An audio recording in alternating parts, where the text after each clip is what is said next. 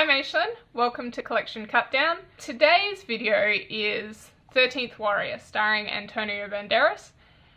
It is one of the movies that I was actually thinking of when I began this project, and that is because I saw this as a teenager and I bought the DVD, I want to say a couple of years later, but I actually haven't watched it in all that time. I actually don't remember what happens.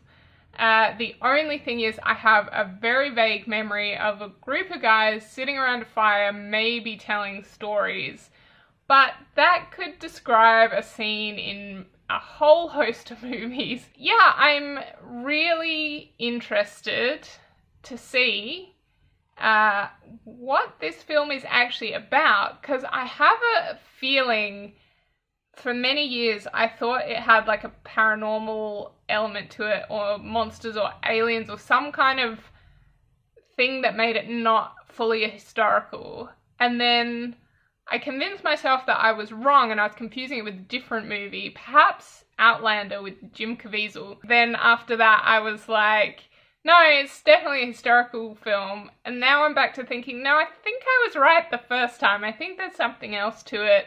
Could even be a Beowulf retelling. The fact that the book was written by Michael Crichton gives me another hint. The other thing that I am expecting is, because it's directed by John McTiernan, who is most famous for Die Hard, I have to expect action, right? So I'm excited about that. As I have shown on my channel, I love action movies. I also love historical movies, and this is the first one that has that element to it. I do like Antonio Banderas as an actor. I have a couple of his films in my collection. This movie also, as I can see from the back, has Omar Sharif in it. I'm sure he'll lend some gravitas to the film. Mostly I am just excited about seeing this film again and seeing if it still meets my current taste. Either it's going to be a historical or a historical with some other element to it, but either way I tend to like that sort of stuff. Really, it's just a question of, yeah, are there any female characters in it? I don't know. So just questions like that that will inform my viewing of it this time. Maybe there's a reason that I haven't seen it for 15 years or whatever it is. So I will see you all on the other side. The story is that Antonio Banderas plays a Middle Eastern man. Not quite happy about that, but he fell in love with the wrong woman, gets sent north to the people we know as the Vikings, and joined in their fight against a maybe supernatural, maybe not threat to a village. It was kind of a Beowulf story, so I don't know if I remembered that or remembered reading it somewhere. One thing I liked about this film that they didn't really clarify whether or not the threat was supernatural or whether it was just some kind of weird cult, religion, whatever, just a bunch of sort of cannibal type people. So you don't know whether they actually have mystical powers or if they just like come out of the fog because they use the fog as cover and that kind of thing. So I did like that that was kind of ambiguous in this film. So in the preamble I said that there might be paranormal or otherworldly elements, but actually it was more horror elements than anything else. So this is kind of a historical horror movie. I kind of touched on Antonio Banderas playing a Middle Eastern character. Just because he's kind of tan and has an accent doesn't really make him Middle Eastern, and so that was actually a bit of a shame. I think this role would have worked better with an actual Middle Eastern person in it. It was good that they had Omar Sharif playing his father, advisor, some kind of mentor figure. At least he's North African. I mean, I'm an advocate for people of colour playing roles designed for people of colour. I think we all should be. So that was kind of a mark against this film. I'm gonna say it's of its time, but really 20 years ago wasn't that long ago. You think they would have been doing better. And he definitely was meant to be an Arab, because they keep referring to him as the Arab or hey Arab or whatever. So there's no real way of getting around that. And I also think that they might have like browned his skin a bit, which is even worse. It's like brown faced, right? And the fact is that his character is played in contrast to the very white, blonde Scandinavian Northman in the film, and I think that's why this would have worked much better with an actual Middle Eastern person in that role, because it would have made that contrast make more sense. As it is, it's like different shades of European kind of thing, if that makes sense. For example, in the early scenes when he first meets the Northman, there's definitely a contrast that implies the white Northman guys are the savages of the pairing. So, you know, there's this scene where they're all like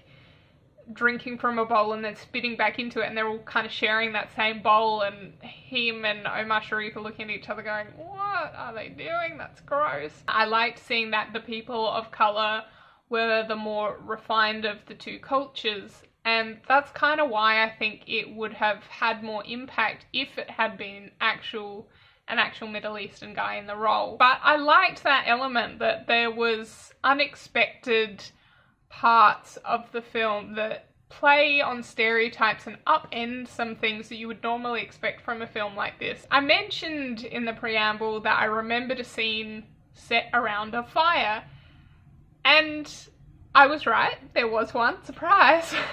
But actually I kind of know why I remembered it now, because it's actually a scene where he's sitting around and he's watching them night after night having these conversations, and he's learning their language. In movies like this, so often they all just either have a translator or they actually all for some reason speak the same language. I really liked that they took the time to explain why he could communicate with them. So I think the heart of the film is really Antonio Banderas' character's relationship with his friend, this angry little Northman guy who always up for a fight.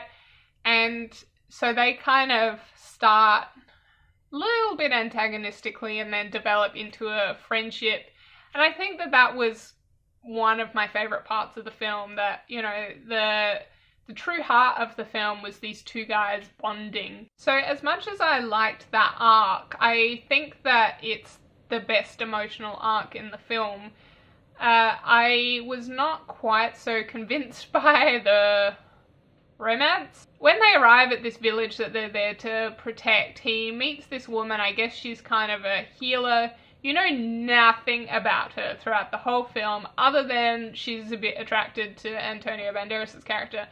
Really, you know, she has some healing skills, but you don't actually know if she's the village healer or, you know, she might have a different job and have a passion for that. You really don't know anything about her. So I found that their relationship was pointless and unconvincing.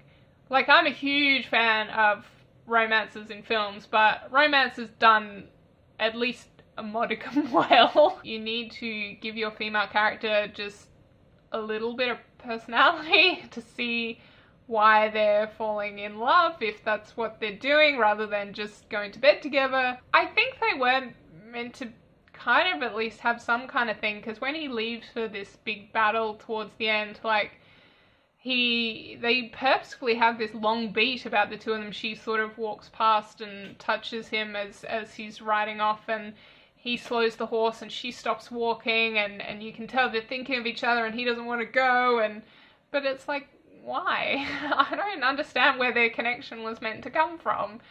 So yeah, and then right at the end you don't get a reunion between the two.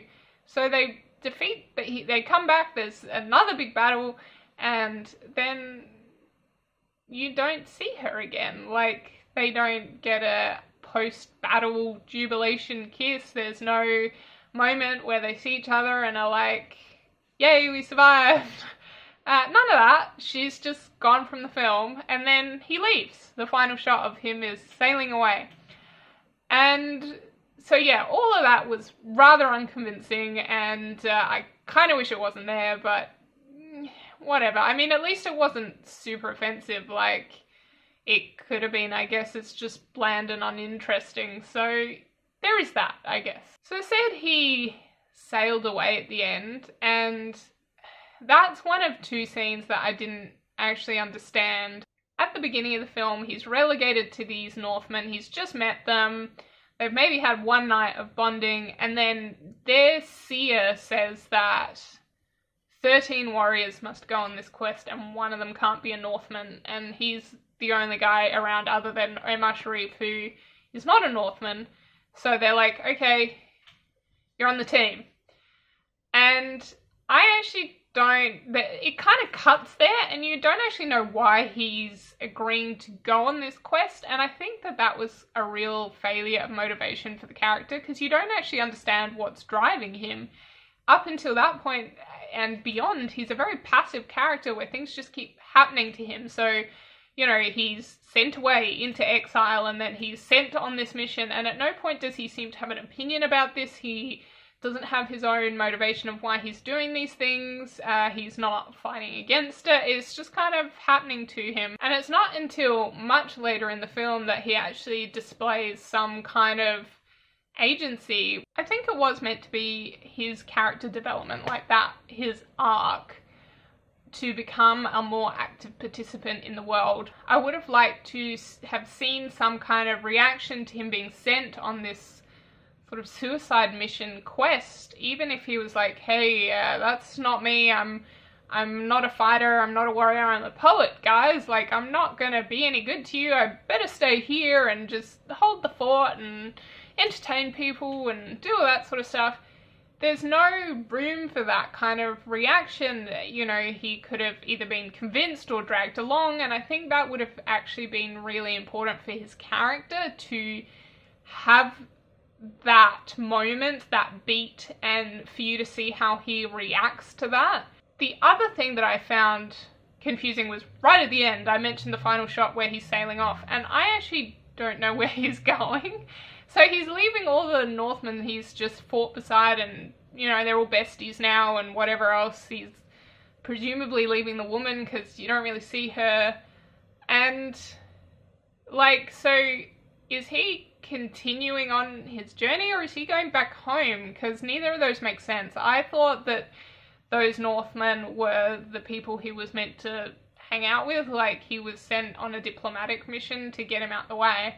Maybe this wasn't the case and they were just other Northmen, but in which case, why did he go on this quest with them, you know? It just didn't seem to make much sense. And if he was being sent back to the Middle East, why did he redeem himself for falling in love with the wrong woman by doing this fight thing? Like, anyway, so they're just kind of waving goodbye, and I'm like, oh, okay, that's weird. It's entirely possible I did miss something. Sometimes that happens, I just zone out, but I do actually think it was confusing this time. I don't think it was me. I think my favourite scene in the whole film, there is this bit at the end where the leader of the Northmen, he's dying and he stumbles out in order to complete this final battle, you know, and the guy looks exactly like Discount Sting from The Police, so I did struggle a little bit to take him seriously throughout the film, but he was a fine actor. It was just, he did look exactly like Sting, and it was weird. So he stumbles out, totally dying, injured, and he starts this chant, poem, this sort of saying that was introduced earlier into the film about the ancestors and they're calling to him, and all of the other Northmen left remaining start saying this with him, and you know, you kind of get the impression that they are preparing themselves for death in this final battle. They don't expect to survive it, and they're calling on the spirits of their ancestors, and, you know, they're fully prepared to die for this cause. And even Antonio Banderas' character joins in with this, and it's, you know, actually quite a powerful moment. Seeing them all come together like that, reciting those lines, it's emotional, I guess is my point. And I really do think that that was the most successful scene in this film. So I mentioned that this is a Beowulf adaptation, sort of. It at least has hints of that, like the Grendel becomes the Wendell and things like that. But, you know, there's definitely inspiration from that, even if it's not a direct adaptation. Eventually we will have a slightly more direct adaptation, if you can call it that, when we get up to Beowulf in my collection. So that's going to be interesting to compare these two films. What's my verdict on 13th Warrior? Am I going to keep it? It's funny, I went into watching this fully prepared that I was going to keep it, because I really did remember enjoying it the first time round, and that hasn't changed. I thought it was a really entertaining film. I'd be happy to see it again if it's on, but I don't think that I will ever choose to see it again. I don't think I'm ever going to be in a mood where I'm like, I just got to see 13th Warrior. That's the only thing that's going to do. So I think that I'm actually going to get rid of this one, give it away. That's actually quite a freeing thought for me, because I genuinely am trying to downsize. So being able to say I enjoyed a film but I don't necessarily need the DVD in my collection is actually super nice, super freeing, and hopefully that I can keep that same attitude as we go forward. I might not be able to. Maybe tonight isn't an anomaly, but I'm hoping I can keep reminding myself that just because I liked a film doesn't mean I need to keep it and have it as an option to see again. If I don't truly love it, do I really need it on my keeper shelf? Or if I get in the mood for that, maybe another movie would do to help sate that urge, you know? So yeah, I think this one is definitely a giveaway. At the same time, I'd still kind of recommend it to people if you're in the mood for that kind of thing. So what's up next? Well, we're back in rom-com territory, and we're doing 27 Dresses starring Katherine Heigl. If you've been enjoying these reviews, please consider subscribing so you get a notification every time I post a new one. And please consider commenting on my videos. I love hearing from people and knowing your opinion on films, whether you think I got it right or wrong, or have something else to add. So yeah, comment down below. Bye for now, and happy watching!